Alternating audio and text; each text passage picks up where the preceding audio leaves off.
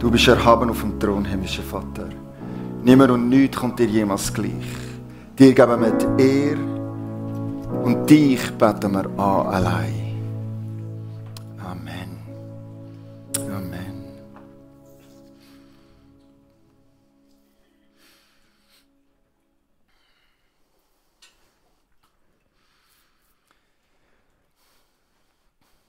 Im Juli 2014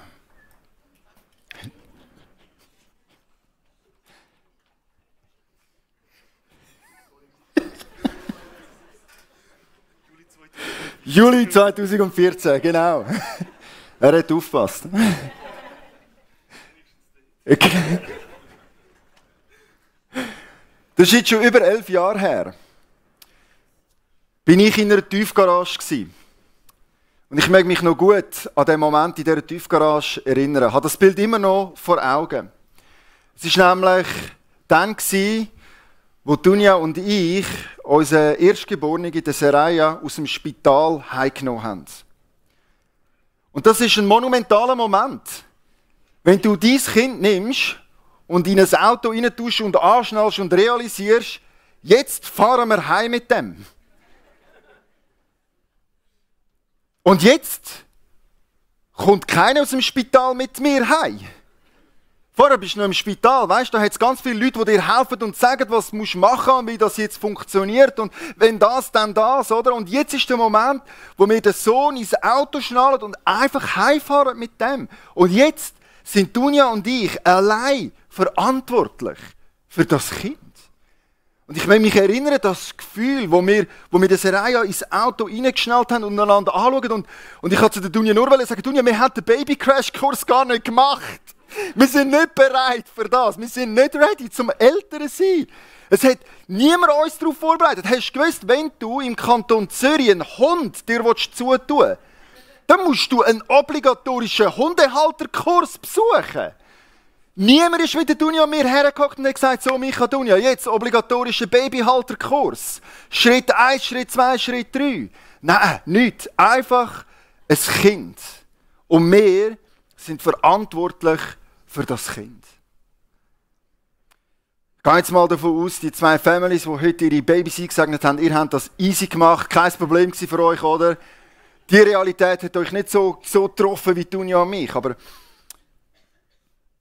wenn es jetzt tatsächlich der Fall sein sollte, dass es die ein oder anderen Eltern da innen gibt, oder ich glaube, man kann das auch ausweiten auf Verantwortungspersonen. Wenn du in irgendeiner Form Verantwortung trägst für andere Menschen, dann möchte ich euch heute am Morgen in dieser Predigt, ich habe es jetzt genannt, einen 20 Minuten Babyhalter-Crashkurs geben. Das ist der Titel von meiner Predigt. Wir machen heute einen Babyhalter-Crashkurs. 20 Minuten, die dein Leben verändern können. Wir möchten heute miteinander 4 Prinzipien aus der Bibel anschauen. 4 Prinzipien, die man anwenden kann, im Vorbild sein, in Verantwortung haben für andere Menschen und für andere Leben. Und ich habe die extra so gemacht, hey, wir gehen heute nicht in Methoden drin rein, was musst du machen, wenn ein Kind täubelt und so. Ja, keine Ahnung. Aushalten, warten, keine Ahnung, mach, was du denkst. Ich habe da keine klare Strategien, die ich dir da mitgeben kann. Aber was ich dir heute am Morgen mitgeben kann, das möchte ich von ganzem Herzen mitgeben, sind einfach 4 Grundprinzipien, wo die Bibel uns gibt, wie wir mit Verantwortung mit anderen Menschen umgehen können. Sind wir bereit für einen Babyhalter-Crashkurs heute an diesem Morgen? Und hey, wenn du jetzt gerade nicht ein Baby daheim hast, kein Problem. Ich bin sicher, die Prinzipien, die können auch für Lehrerinnen und Lehrer angewendet werden. Für Vorgesetzte und für Vorgesetztinnen. Das kann man super brauchen und anwenden in allen möglichen Situationen, wo man einfach Verantwortung für andere Menschen hat. Wie macht man das gut? Und ich habe 4 Prinzipien für euch, die wir heute miteinander anschauen wollen.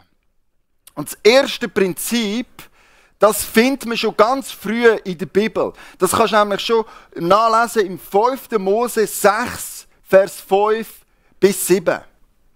Im 5. Mose 6, 5 bis 7. Dort gibt Gott am Mose die Gebote mit auf den Weg. Die Gebote, die regulieren sollen, wie sein Volk leben soll. das sind so die Leitplanken, wo Gott dem Volk gibt und sagt, hey, wenn ihr innerhalb von dem unterwegs sind, wenn ihr euch das Leben nach diesen Leitplanken ausrichtet, dann wird Segen hervorbringen. Und er sagt dann auch, im gleichen Kontext sagt er dann ihnen, hey, ihr habt die Wahl, ihr könnt wählen, entweder lebt ihr nach dem, was ich euch heute gebe, oder ihr lebt nicht nach dem, was ich euch heute gebe. Das eine bringt Segen und das andere bringt Fluch. Ihr wählt aus. Also alle gescheiten Menschen sagen dann, ja, ich will Segen, ich will doch den Segen Gottes haben. Und dort drinnen lesen wir die folgenden Verse.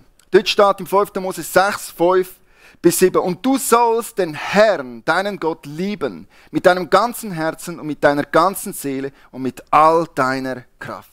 Und diese Worte, die ich dir heute gebiete, sollst du auf deinem Herzen tragen. Und diese Worte, das sind nicht nur, du sollst Gott lieben, du sollst von ganzem Herzen, mit ganzer Seele und mit ganzer Kraft Gott lieben, sondern das beinhaltet die ganze Leitplanke, die Weisheit, wie man ein Leben soll gestalten. Und der Mose sagt im Namen Gottes am Volk, hey, tönt das euch auf eure Herzen schreiben. Also es ist nicht irgendwie eine Checkliste, die man abarbeiten muss, die man einfach machen kann oder eben auch nicht machen, sondern es ist ein Gebot, das Gott gibt und wir sollen uns das Gebot aufs Herz schreiben. Wir sollen es verinnerlichen. Es soll etwas machen mit uns und es soll tief in uns hineingehen. Und dann sagt er, wenn das passiert ist und du sollst sie deinen Kindern einschärfen und davon reden, wenn du in deinem Haus sitzt und wenn du auf dem Weg gehst, wenn du dich niederlegst und wenn du aufstehst. Das ist das erste Prinzip, das ich allen Verantwortungspersonen möchte mitgeben, allen Erziehungsberechtigten, allen Eltern. Hey, lebt euch ein Leben als Vorbild. Wort und Tat. Und die Worte haben so viel mehr Macht, wenn die Tat entsprechend folgt. Ich weiss nicht, wie es bei euch daheim aussieht, aber meine Kinder, die haben im Fall eine extrem gute Nase zum Rausschmecken. Welche Worte das ernst sind und welche nicht so. Wisst ihr, was ich meine? Die spüren ganz genau, ob wir das von ganzem Herzen meinen oder nicht. Ob wir das als Vorbilder so wirklich leben. Und wenn wir ihnen Gesetze oder Gebote geben oder ihnen Regeln aufstellen, das Erste, was sie immer sagen, ist, aber du haltest dich auch dran, oder? Und dann muss man erklären, gut, schau, im Fall nicht alle Regeln gelten genau gleich für alle Menschen, weißt? Du darfst keinen Alkohol trinken, ich schon, das ist einfach eine andere Situation. Aber Kinder merken gerade sofort, ob wir die Worte aus einer Vorbildsfunktion daraus reden oder nicht. Die spüren doch, ob wir das auf dem Herzen tragen oder nicht. Und das ist das erste Prinzip, das mir von Herzen wichtig ist. Für alle Eltern, hey, lebt euch ein Leben als Vorbild. Es gibt nichts Blöderes, als wenn man seinem Kind muss sagen, mach, was ich dir sage, nicht, was ich mache. Das Beste ist doch, wenn Kinder das Sagen dürfen sehen, mit ihren eigenen Augen, anhand von unserem Lebenswandel, wie wir unterwegs sind. Mir sind das ein paar Beispiele in den Sinn gekommen. Zum Beispiel Streit und Versöhnung. Dunja und ich probieren, und das fällt mir extrem schwer, und ich bin noch nicht gut in dem, aber ich will mir wirklich mehr Mühe geben in dem, und ich will richtig gut werden in dem, ist streiten und versöhnen, wenn sie, meine Kinder, gegenwärtig sind. Streit ist nicht etwas, wo wir gesagt haben, okay, das machen wir, sobald wir irgendeinen Konflikt haben, dann gehen wir weg und dann streiten und dann kommen wir wieder zurück zu unseren Kindern. Sondern es ist uns irgendwie wichtig geworden, dass unsere Kinder von Anfang an sehen, wie dass man einen Streit richtig macht. Wie streitet man richtig? Ja, woher sollen die Kinder das dann auch wissen, wie das richtig geht, wenn sie es nie sehen, wie Eltern das vorbildlich machen. Und umso wichtiger ist es uns auch, dass wir uns immer versöhnen, wenn die Kinder da sind. Also wenn sie den Streit sehen, dann sollen sie auch sehen, wie man wieder Frieden macht und sich versöhnt.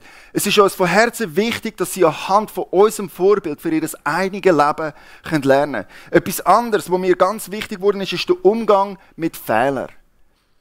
Also alle Hände hoch, die noch nie einen Fehler gemacht haben. Ja, genau. Hat mich jetzt also sehr überrascht, wenn jetzt tatsächlich jemand den Mut gehabt hätte, da die Hand aufzuheben, gell?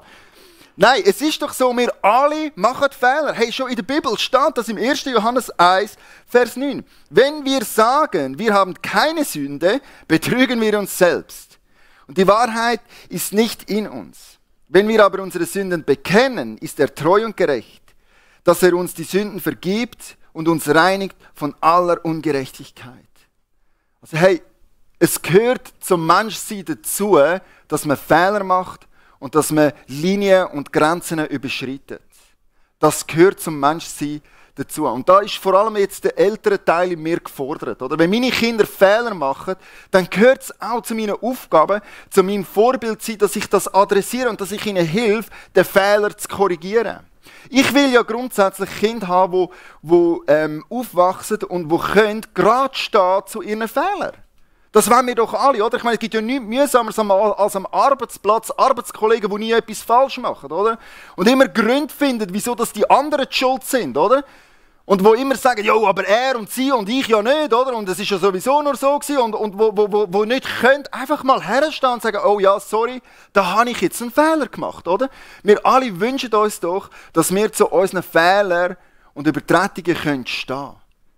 Umso wichtiger ist es für mich als Eltern, dass meine Kinder das lernen und dass sie das auch machen können. Ich wünsche mir, dass es für meine Kinder klar ist, die Welt geht nicht unter, wenn du etwas falsch machst. Die Welt geht nicht unter.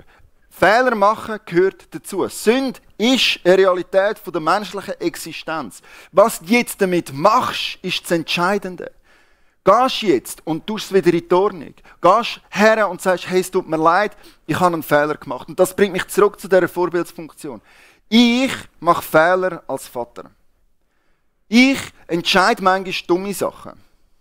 Und es kommt vor, dass ich meinen Kindern eine Strafe androhe oder eine Konsequenz ausspreche, aber die Konsequenz habe ich eigentlich in einer Emotionalität drinnen ausgesprochen. Und sobald dass ich mich dann wieder ein bisschen beruhigt habe und mein normales Hirn irgendwie wieder am Funktionieren ist, merke ich dann auch, ja, okay, das ist jetzt nicht so mega sinnvoll gewesen, Micha.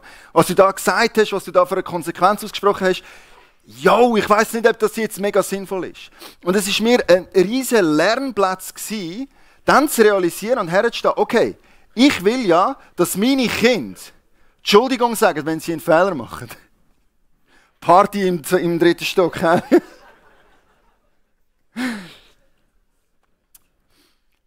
Ich will ja, dass meine Kinder zu ihren Fehlern stehen.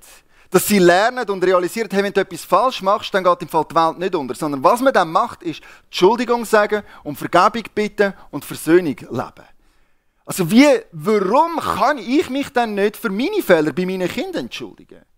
Und das war ein riesiger Lernplatz, das anfangen zu machen und zu sagen, hey, wenn ich meinen Kindern Unrecht tue, und das kommt vor, das ist tatsächlich so, dann ist ihnen das ein Vorbild, wenn ich mich bei ihnen entschuldige und sage, hey, sorry, ich habe das jetzt gar nicht gut gemacht. Ich habe dort etwas gesagt, was ich gar nicht so gemeint habe. Und es ist tatsächlich auch schon vorgekommen, dass ich eine ausgesprochene Konsequenz wieder zurückgenommen habe. Weil ich einfach nachher gemerkt habe, hey, was ich da gemacht habe, ist falsch gewesen.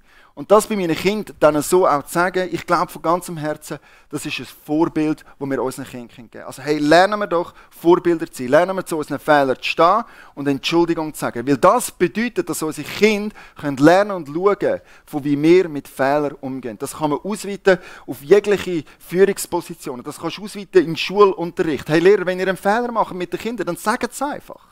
Dann sagt, sorry, da habe ich etwas falsch gemacht, wir korrigieren es jetzt. Weil das bedeutet, ihr seid Vorbildsfunktionen und ihr lebt ein Exempel, das andere nachfolgen können. Also, das ist das erste Prinzip. Vergessen wir nie, dass wir als Eltern eine Vorbildsfunktion haben und dass Kinder in unserem Vorbild sollen können nachfolgen.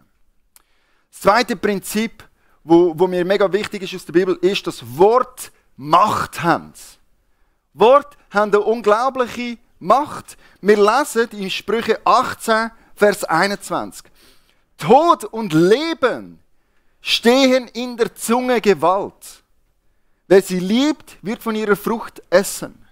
Also Tod und Leben sind in der Gewalt von unserer Zunge. Wir können entweder Leben sprechen oder wir können Tod sprechen. Wir können entweder positive Sachen aussprechen, wir können entweder ermutigen oder wir können niederreißen. Wir können aufbauen oder zerstören mit dem, was wir allein schon nur sagen. Und wir werden die Frucht ernten von dem, was wir aussprechen. Das ist ein mega wichtiges Prinzip für Eltern. Hey, hört nie auf, Identität in eure Kinder hineinzusprechen. Identität werden sie am Anfang und vor allem ausschließlich durch das Wort der Eltern aufnehmen. Wer sie sind, aus was sie sich, wie sie sich selber sehen, wer sie das Gefühl haben, sie ausmacht, das kommt am Anfang nur aus dem Wort der Eltern. Also sprechet Identität, sprechet Leben in eure Kinder drin und hört nie auf, Leben und Identität in eure Kinder drin zu sprechen. Wir sagen unsere Kinder jeden Abend mit einem Segensgebet. Und in diesem Segensgebet sagen wir am Schluss immer, du bist geliebt und du bist wertvoll. Weil das ist uns so ein Anliegen, dass das nie aufhört, ihre Identität auszumachen. Dass sie von Anfang an wissen und dass das nie in Frage gestellt werden kann. Wer sind sie? Sie sind geliebt und wertvoll.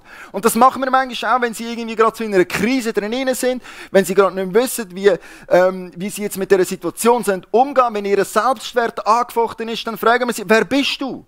Und dann sagen sie, was bist du? Und dann sagen sie, ich bin geliebt und ich bin wertvoll. Genau. Und das ist die Identität, die wir unseren Kindern zusprechen. Hey, wie viel Mal lesen wir in der Bibel, dass Gott, der himmlische Vater, uns liebt? Das lese ich über 100 Mal in der Bibel. In ganz vielen verschiedenen Bildern. Wir haben das Gleichnis vom verlorenen Sohn. Der Vater, der dem verlorenen Sohn entgegenrennt, der ihn umarmt, der ihn zurückbringt in die Gegenwart.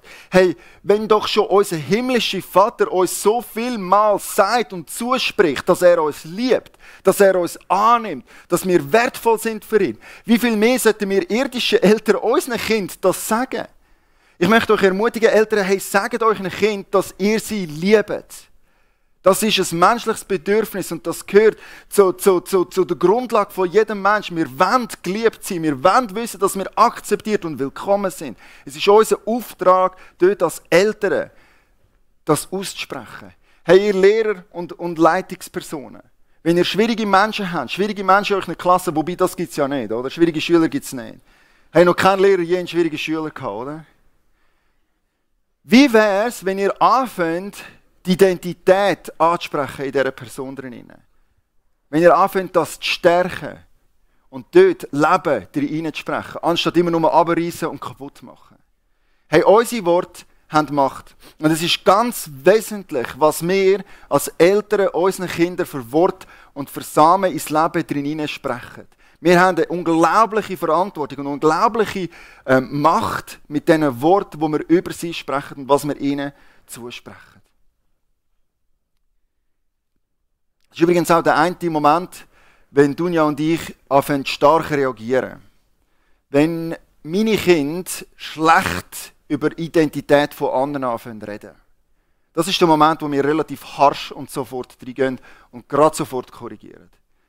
Wenn der eine dem anderen sagen, du bist blöd, dann geht das nicht. Weil, hey, halt, stopp, nein, er ist geliebt und er ist wertvoll. Sie ist geliebt und sie ist wertvoll und er ist nicht blöd und sie ist nicht blöd. Und fast noch schlimmer ist, wenn sie es anfangen, über sich selber sagen. Dann intervenieren wir immer ganz intensiv und sagen, stopp, nein, das geht nicht. Du bist ein Kind Gottes. Du bist wunderbar und gut gemacht. Du bist im Ebenbild Gottes erschaffen. Das ist der Moment, wo wir als Eltern dann anfangen, sehr stark und sehr prompt zu intervenieren. Okay, 2 Prinzipien: vorbildliches Leben und Wort, wo wir sprechen sollen, Leben hervorbringen. Das nächste Prinzip ist, zur Quelle gehen. Zur Quelle gehen. Jetzt, ganz ehrlich, Hand aufs Herz, wer in einer Vorbildsfunktion ist noch nie überfordert gewesen? Ja, genau. Welche Eltern können sagen, ich habe es immer im Griff gehabt, noch nie in einer Situation gewesen, wo ich nicht weiter gewusst habe, noch nie herausgefordert gewesen und noch nie ein Problem gehabt, wo sich irgendwie so als unlösbar für mich präsentiert hat, wo ich keine Ahnung mehr hatte, wie es weitergehen soll. Welcher Lehrer, welche Lehrerin ist noch nie überfordert gewesen mit einem mühsamen Kind? Genau.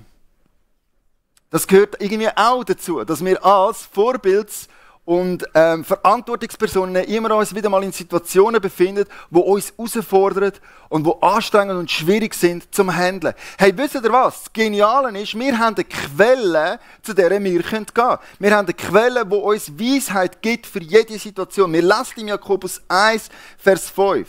Wenn es jemanden von euch an Weisheit mangelt, zu entscheiden, was in einer bestimmten Angelegenheit zu tun ist, soll er Gott darum bitten. Und Gott wird sie ihm geben. Ihr wisst doch, dass er niemandem sein Unvermögen vorwirft und dass er jeden reich beschenkt. Hey, was für ein Privileg, dass wir als Verantwortungspersonen, als Eltern zu der Quelle der Weisheit dürfen gehen. Dass wir immer wieder zu Gott gehen können und sagen, hey Gott, ich bin überfordert mit dieser Situation. Ich weiß nicht, wie ich das handeln soll. Was ist da angebracht? Was ist nicht angebracht? Hilf mir, himmlischer Vater. Und er verspricht, dass er auf unsere Gebete eingeht und dass er denen, die um Weisheit bittet, die Weisheit will geben. Hey, was für ein Privileg. Lass uns nie in unserer Verantwortung die Quellen klein machen. Wir wollen immer wieder daran denken, hey, wir haben ein unglaubliches Privileg, dass wir zum Vater vom Universum dürfen gehen und um Weisheit von ihm dürfen bitten. Er verspricht, dass er für diese Situation Weisheit gibt. Also hey, wir dürfen immer wieder mit unseren Herausforderungen und Überforderungen zu der Quelle beim Vater gehen und uns die Weisheit schenken lassen, die uns manchmal mangelt. Das ist das dritte Prinzip. Das vierte Prinzip ist Beziehung priorisieren. Beziehung priorisieren. Im Lukas 6, Vers 36 lesen wir Folgendes. Seid barmherzig, wie euer Vater im Himmel barmherzig ist.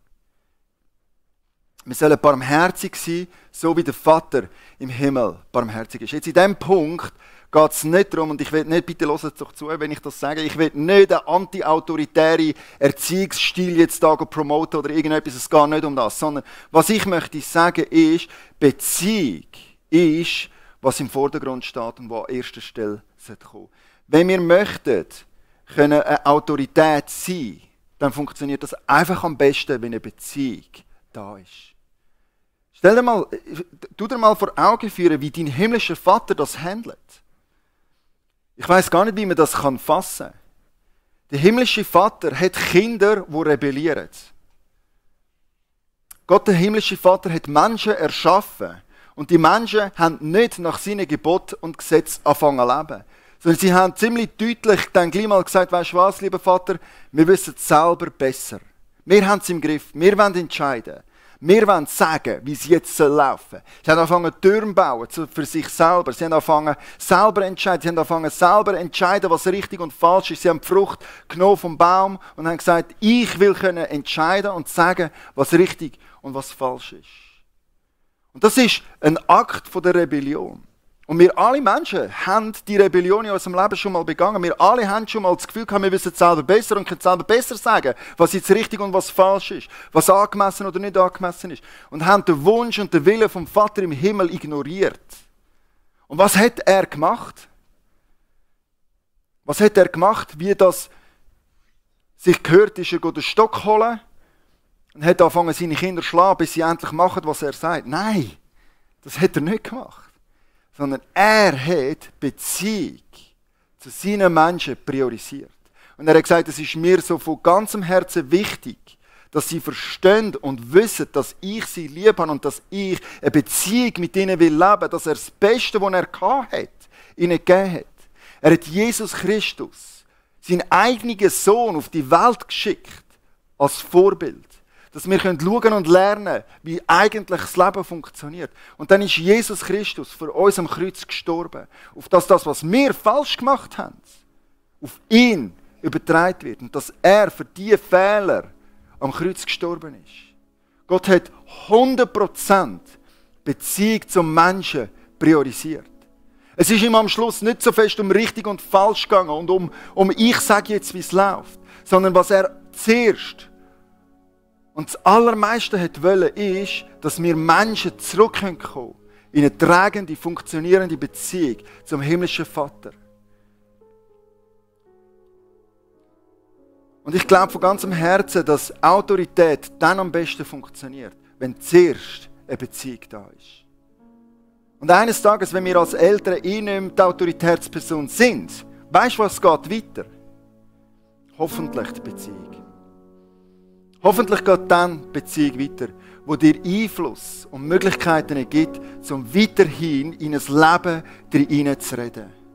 Und darum würde ich sagen, darum würde ich uns ermutigen, so wie der himmlische Vater, Beziehung zu priorisieren und nie aufhören, in Beziehung zu investieren.